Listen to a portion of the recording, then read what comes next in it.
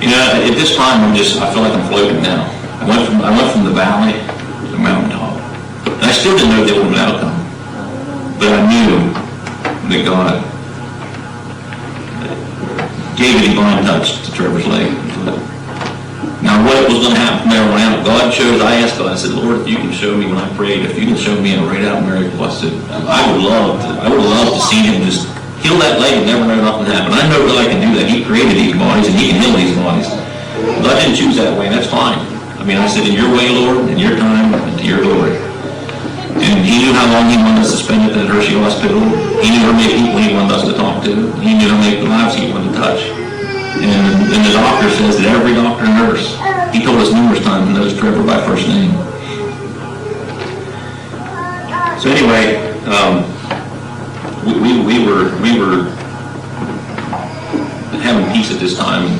So we went over, and Mason called me up about this time. It was several days into the week, and I started telling the story. And he said, I told him about me praying that morning and that night I got in the shower, and I was telling him what I already told you guys. And he real serious, he said, what time were you in the shower? I said, well, heavens, I don't know. I didn't look at the clock when I get in. You know, I'll document the time I get in and out of the shower. And I said, well, why? He said, I was in the shower Saturday evening. I was like, okay. And he said, I've never had this happen to me in my life before. He had heard about Trevor.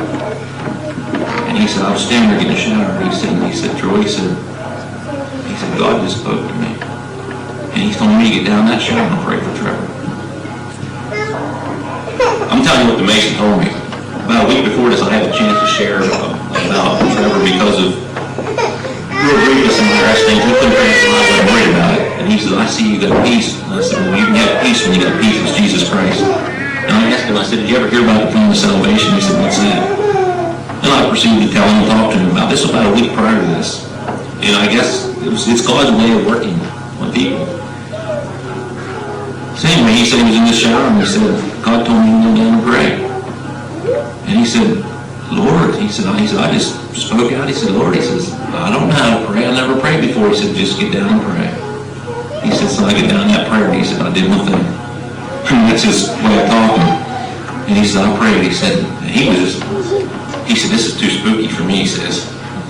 And I just said, now I proceeded to talk to him. I don't remember all the conversation about how real God is and stuff, but that touched that man like nothing ever did. And in my conversation a week, I never know would lead up to God dealing with him and speaking to him. There's numerous people like that we run across.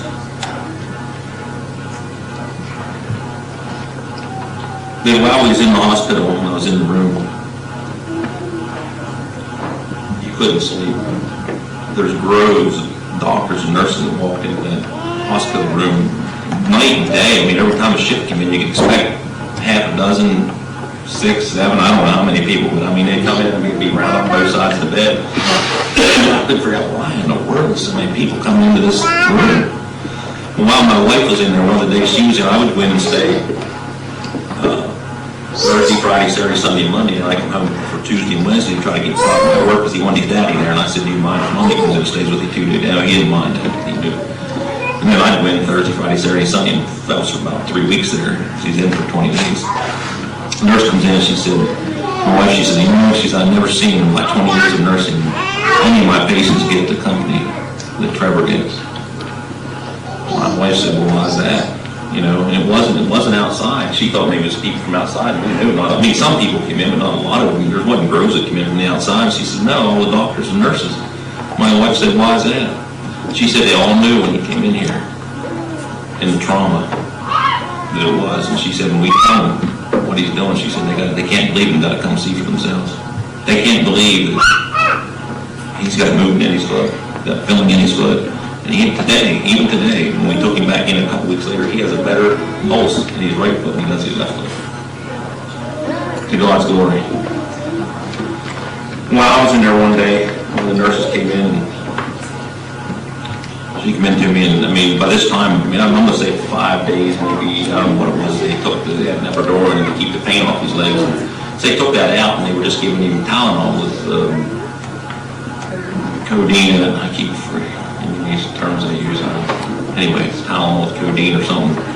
And every time they give Trevor this, he said, Dad, he said, this makes me sick. He said, he acted like he wanted to puke and everything else. And I said, well, and he didn't complain about hurting. And they would do it because they thought he'd have pain and help to keep the pain down. I said, well, you think you can take the bandage changes and you're fine without any painkiller? I said, I don't care if you don't take it. I said, it's up to you. He said, I don't want it anymore. So I told the nurse, I said, he don't want that anymore. Oh, you sure? I said, listen, I said, I'm not preventing you from doing it. I mean, I'm always careful about that. I said, but if he wants it and he's hurting, I said, you got my permission to give it to him. But I said, he don't want it. So I said, he wants to try it now. She said, okay. And so they quit giving it to him. And they took the bandage off, and they were like, what's going to happen here? You know, and took it off, and he lays there. He jumped around more with the Tylenol than without it. And he lays there, and they take the bandage off, and you know, he'd twitch now and then because they'd pull it one place and stop it. One of the nurses came in later, and she said, what do you guys know for pain control? She said, he's not prescribed, and they have no prescription for him. And well, I didn't know what I was supposed to answer, you know. I just looked at her, she said, well, what are you guys doing? She said, do you guys pray or what? And I looked at her, and I thought she had a mask on. She was going to change one of these little things. They change them every couple of days. They have sticking out. And I thought I heard what she said, and I looked at her and I said, what did you say? I wanted to make sure before I answered that I knew what she said. She said, well, do you guys pray or what? And I said, well, yeah, we pray. I mean, there's a lot of prayers going up for him. And so Trevor, he says, Dad, my foot, was everything he really complained about much, he'd get tired of laying there, and oh, Dad, my back, you know, or something like this, with more back, his feet, you know, he'd be tired of laying there, and he said his usually was just itchy. His right foot just itched him something terrible. And to me, I just thought that's a sign of healing, you know, something heals and itches. And so I said, well, here, Dad will take care of it. And I walked over, the nurse was standing there, she says, well, I'm going to go out. She said, I'm going to stand. She said, I'll let you guys do your thing, you know. And what thing you think I'm going to do? I ain't going to do a rain dance or anything, you know. So anyway, I rubbed his foot a little bit, and Trevor that's fine. That's all it took, you know. I mean, it's a couple seconds. And we were getting ready to head down to the game room. They have air hockey there and basketball. So I had him in the wheelchair this time. And he'd sit in the wheelchair, and I'd pull up alongside the air hockey. He'd sit there, and I'd get on the air side, and we had fun playing air hockey. Give him something to do, and he looked forward to that. Says, you ready to get down and play air hockey? Yep, he's ready to go. So we'd get him up and get him in the wheelchair. I mean, this all happened from the time she walked out within 5 minutes. She'd be back in 5 minutes. Another 5 minutes gets longer than that sometimes. But she's out in the hall there standing writing her stuff, and here comes Trevor wheeling out in his wheelchair. And she turns around and looks at him, and I walk out, and she says, I guess it works. I guess she thought I did whatever I was supposed to do and pray in there, and it works. And I just found it amusing that how God just, I don't know what went through all their minds, but I just know that they were all, because this same nurse walked back in, I don't know if it was the same day, but she was the head nurse. She walked back in, and she came in by herself, and she said, do you mind if I bring my crew in? I said, well, I suppose not. But I didn't know what they wanted. She said, they all heard about Trevor. And she said, they wanted to come in and see me and hear your story. I mean, by this time, the story kept getting longer every day, every time I got talking to somebody. And I said, well, sure, come in. So I had a picture of the wagon, and I'm sitting there telling them, I tell them everything. I tell them the morning I prayed, morning and night in the shower, they're just all standing there.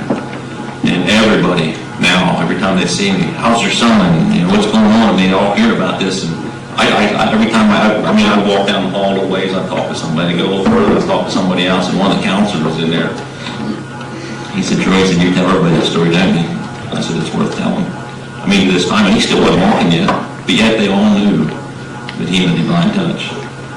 And while I was in there, they asked me, said, would you like, this is the first couple of days, they said, would you like to talk to our counselor? I thought, I mean, this time I've had peace. I mean, I was floating, so I didn't know what he could tell me that was going to give me any more peace than God already did. And I said, oh, I don't know, that's all right. I said, I don't need to. And so they really thought that I should, you know, and I was just too manly, I guess, to want to talk to one. I don't know what they thought, but they came back and he said, hey, the counselor's right next door. He said, if you'd like to talk to him, well, between this time I got to think, how would he counsel me? I mean, what would he say to me?